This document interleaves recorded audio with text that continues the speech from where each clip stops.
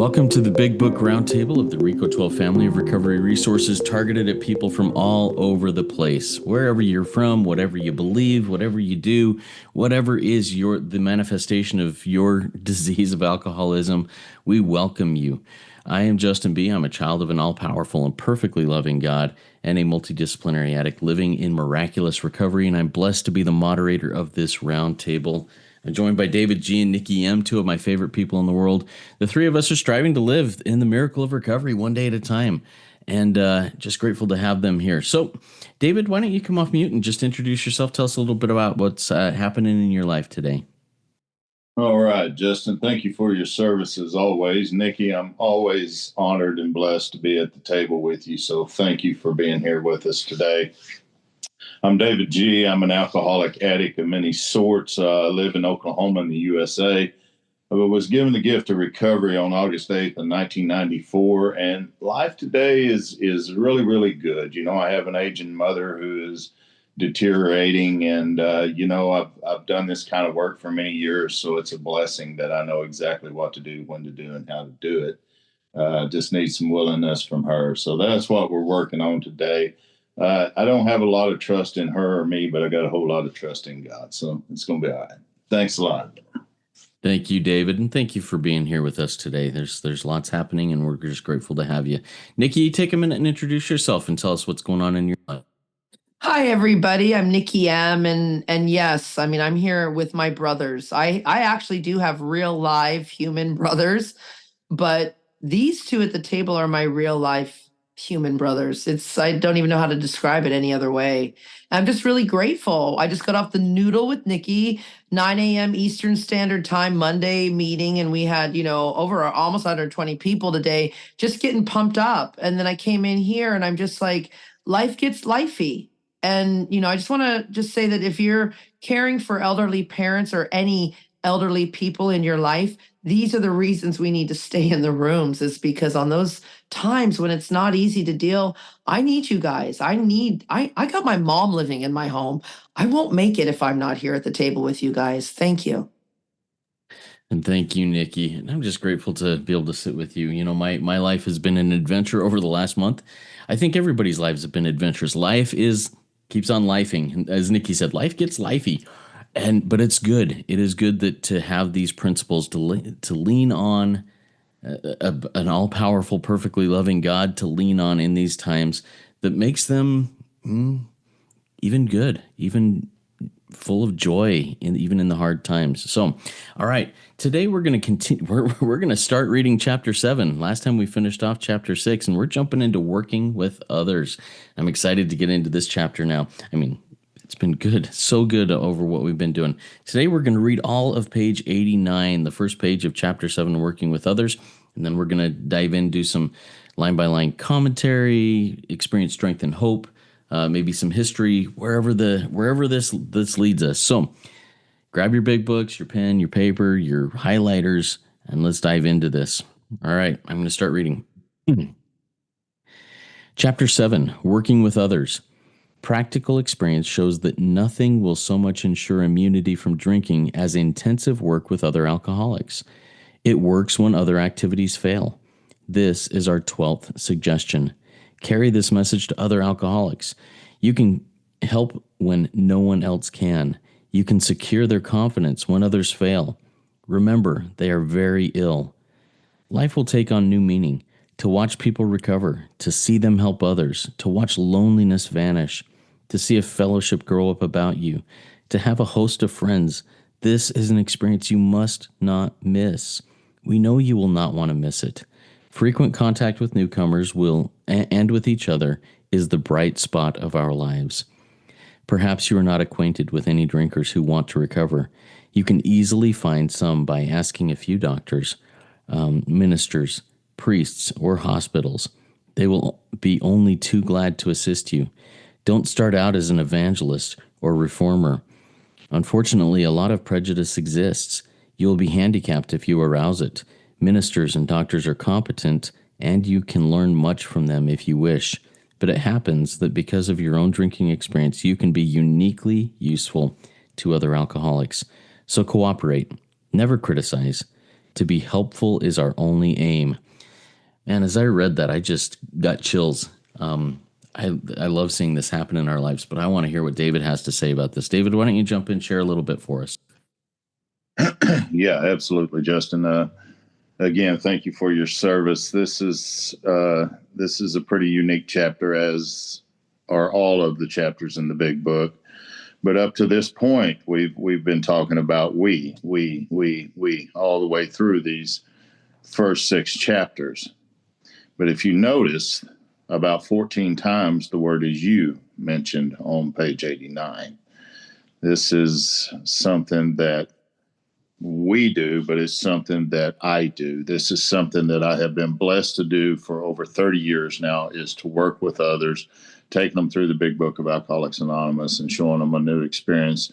Mainly those people who have been in the rooms for a long time that are dying from other issues. And so that has been a great message for me to carry over the last 6 years. That's how I ended up coming to Zoom and to the other fellowships that I'm a part of today and bringing the Big Book message. And I've seen so many people around the world recover as a result of this. So God, in my darkest hour, really picked me up and put me in a new place. So, I always say, in order to lift one up, you must be on higher ground yourself. And if you're not, then you're not. Now, I hear people all the time in AA and other fellowships, someone will say, will you sponsor me? And they say, yes, I will. This is what you got to do, yada, yada. But our book is going to show us, probably more so in the next session that we have, that there's a process that we should go through before we ever agree to sponsor anyone. Just talking on what you read here today, it says practical experience shows that nothing, and that's my key word right there, nothing, will so much ensure immunity from drinking, acting out, overeating as intensive work. And if you remember back in the earlier chapters of the book, way back over in the forward, I believe it was to the 2nd edition, it told us that. I think that's on Roman numeral 17. I'm not real good with those, but it's XVII. And it was talking about when Bill and Bob met. And at the top of that page, it says it also indicated that strenuous work, one alcoholic with another, was vital. Keyword vital to permanent recovery. Well, here it's telling us the very same thing. And it says it works. It meaning intensive work works when other activities fail. I've prayed, I've meditated, I've done all these other things. I've been baptized. I go to church. I do all this, and I still come out there feeling just empty at times. But I can work with another alcoholic, and I promise you, my day turns around immediately. It's just the way it is. This is what we've been preparing for all this time. The book up to this point has really set us up to be able to carry this message to another alcoholic. It says we carry this message, and that's the key word for me. Not a message, not the message, but this message is outlined in the book. You can help when no one else can. Ministers, doctors, lawyers, priests. There's so many people that want to try to help, but they can't because they don't have the experience that we have. So we're very blessed. I think that we are the blessed ones here. We can secure their confidence when others fail. But this is very important to me. It says, remember, they're very ill. And above that sentence in my book, I have even in the rooms. I have to remember that people are very ill, even here.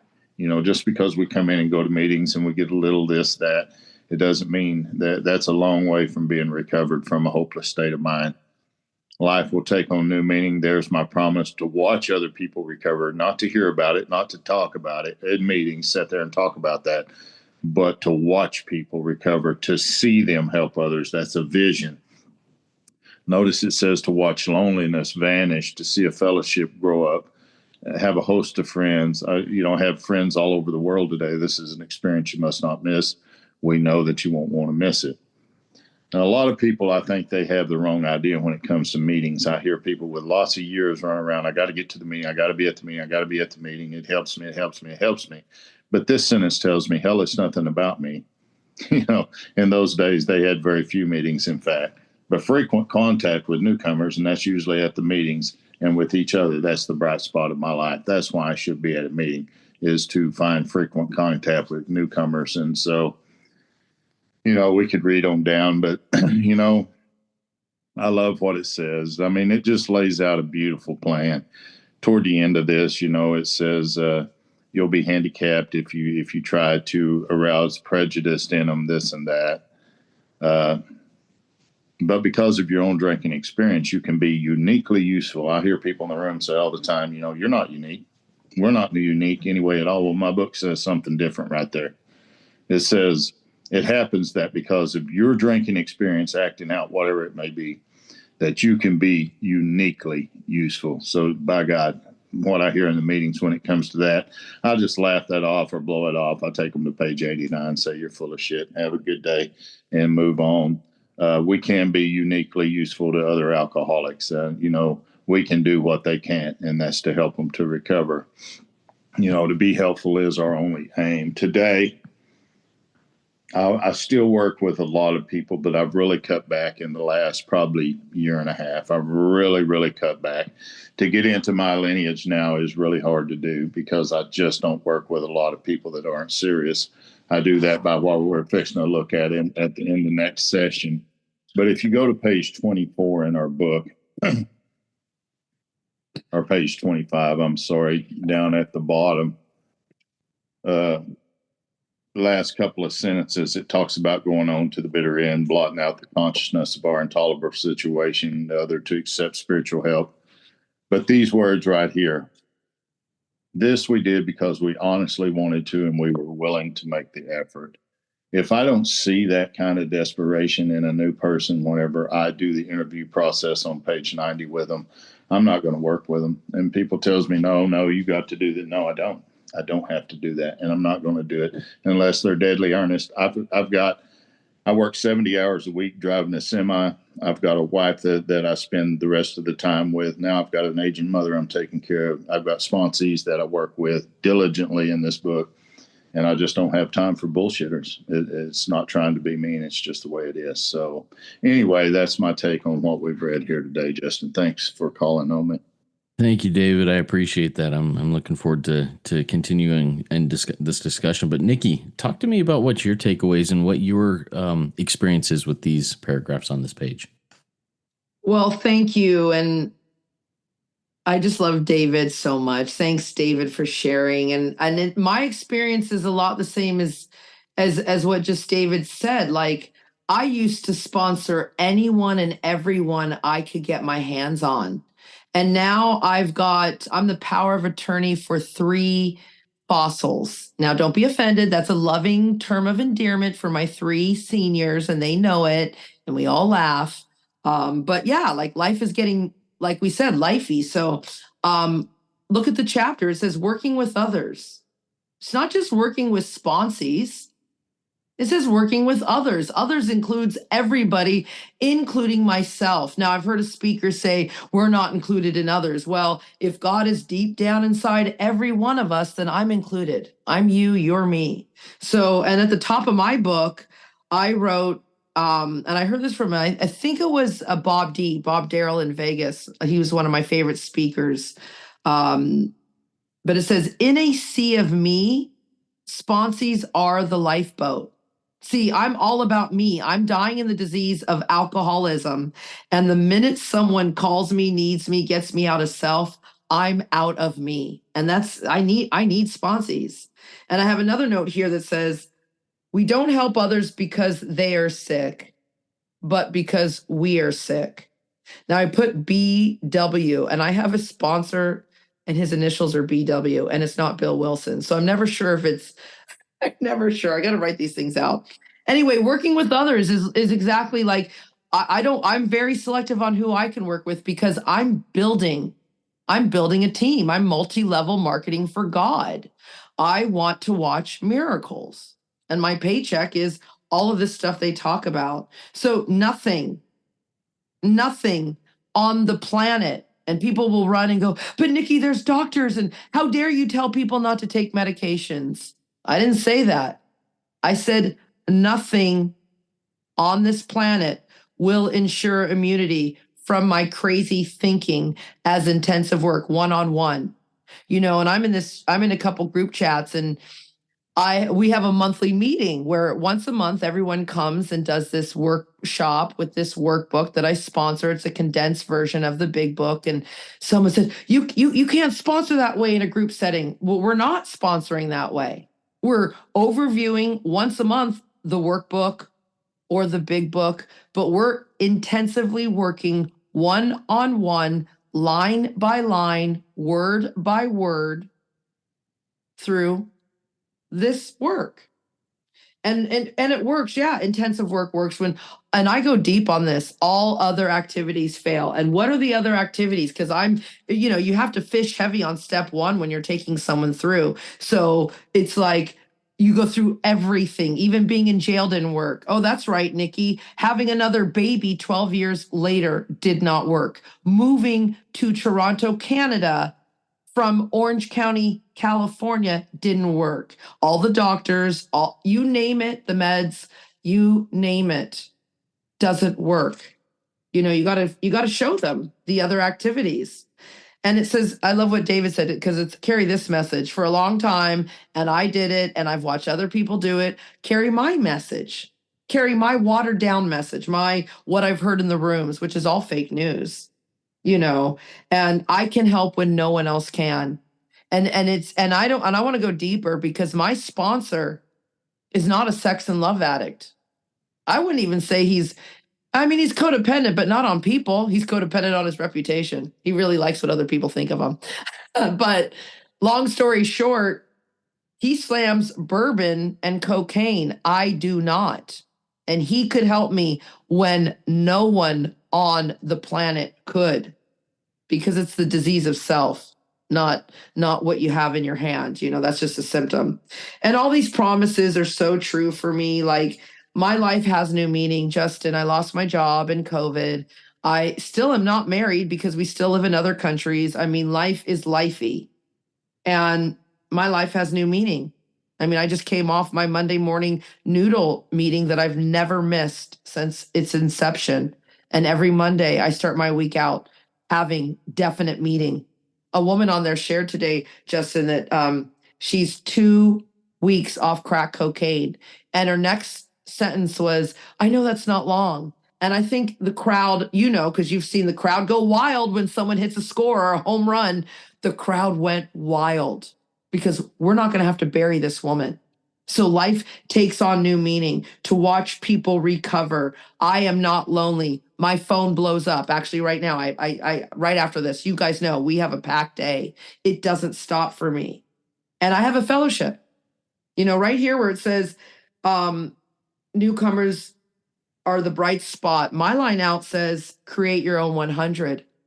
My sponsor never said, Nikki, go out and stop doing all these things. He never said, put down those other nasty habits, smoking, swearing, scrolling. He didn't say that to me. He said, go create your own 100, because he knows that eventually those nasty habits, hangups, and hurts will be removed.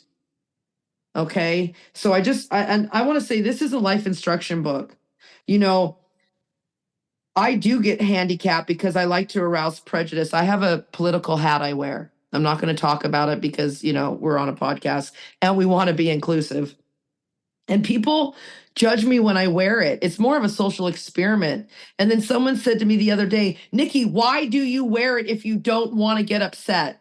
So why am I going to go start screaming about God and the Big Book and this lifestyle to people who don't want a piece of it, unless I want to get upset? Like, I do it to myself. And I just want to end here. And then I know we got to get some questions and end this podcast, but this is a life instruction book.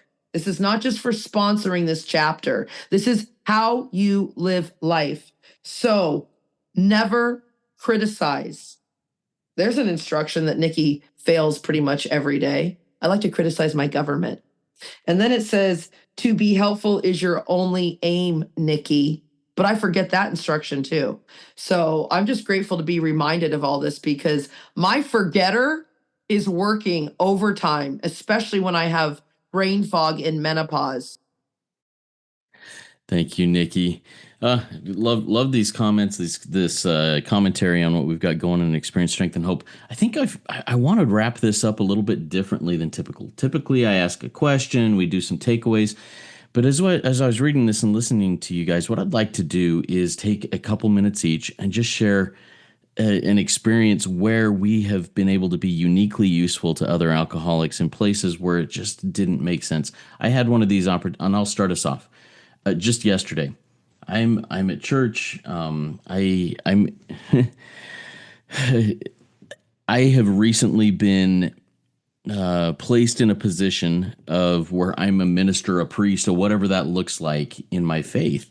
That is really has thrown me for a loop in a lot of places, but it has made me uniquely useful to other addicts. And yesterday I had somebody come up to me and just say, "Hey Justin, can we talk?"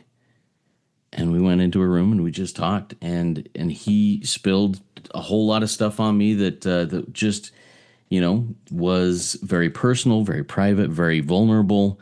And I was able to say, "I get it. Let's talk about this. I have some resources. I can help.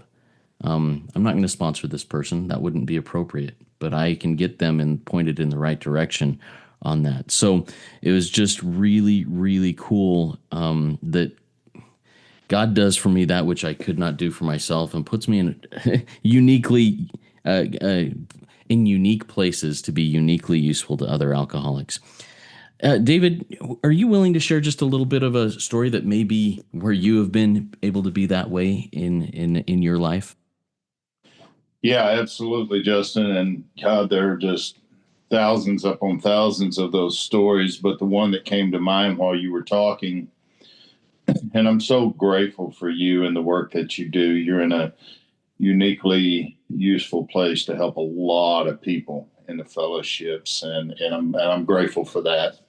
I know that Nikki and I both, our lives have been blessed by the work that you do and us coming together in Repo 12.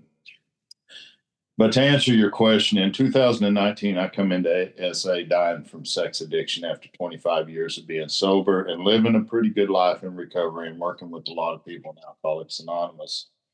I never knew up to that point that even a fellowship existed. And I started out, being ashamed to come to any kind of meetings like that. But I was on a morning meeting, and you just get a couple of minutes to share. And after about a month or two, they asked me, would I be willing to speak, or if I had any experience with speaking. And I said, yeah, I have, but that's always been a big deal. And I don't know, let me pray about it. So I prayed about it, talked to my sponsor, and he said, yeah, absolutely, go ahead. And so I spoke at that meeting, and that really opened up the door for me to start sponsoring others, because immediately people began to pour in. And then they asked me to speak at another SA meeting in New Jersey. And that's where I met Dennis and some of the other guys. And I really began to really show them the Big Book in a way that they'd never seen. Now, these were all Big Book guys, and they knew a lot about the Big Book. But I watched God take and turn that entire fellowship in another direction with the message of the Big Book. So it wasn't only one person that benefited.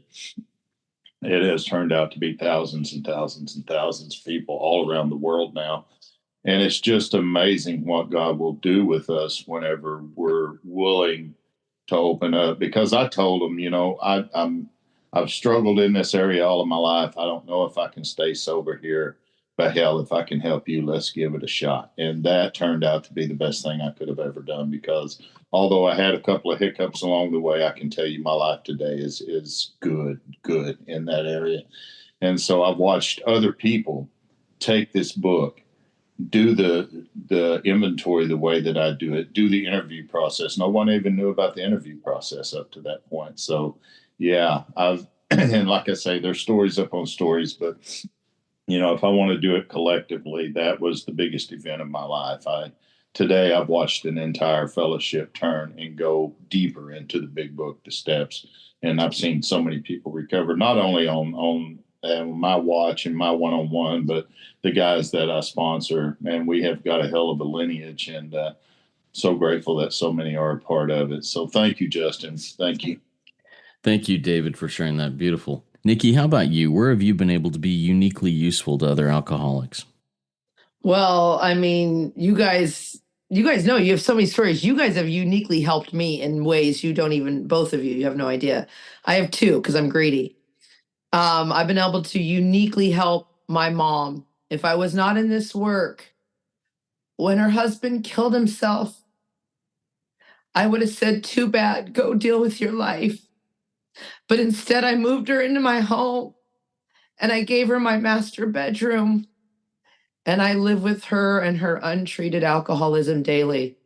So I'm just grateful. And another place I've been uniquely helpful is in the rooms of Alcoholics Anonymous and CA, Cocaine Anonymous, all these other rooms where you have to have a sobriety date, where they want you to have one. And I don't, and I'm not going to get one because I'm a type 1 in those areas and it wouldn't be fair.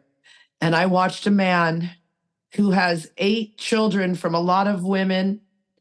He was a dealer, crackhead, pimp, and he could not get sober. And I made the approach. He was hiding in the rooms of NA, different rooms for many, many years, decades. And when I handed him his year chip, and soon next month, he will have 2 years sober. And I could help that man when I've been told by many, Nikki, do not come to this room. You don't have a sobriety date. You're not welcome here. And so he, like watching this man, he got his children back. I mean, to watch, and I was intimidated by him. And when he shares, he says, this woman intimidated me. I'm like, what? So this just, it's miracles here. And I'm just so grateful that I've tapped power and I can be useful to everybody on the planet Earth. Thank you. Thank you, Nikki. All right, everybody. This has been, I just love doing this work, and I love doing this work with you, David, and you, Nikki. It is so cool to get in there and be uniquely useful. And I love, David, how you said, you know what? The book says we are uniquely useful. Doesn't mean I'm special. Doesn't mean I'm better than anybody else. But man, am I grateful to be able to be put in the hands of a power greater than myself and made useful. And thank you both for being examples of that to me also. All right, everybody, we're going to wrap this up here. Keep coming back. It works when you work it. So work it. You are worth it.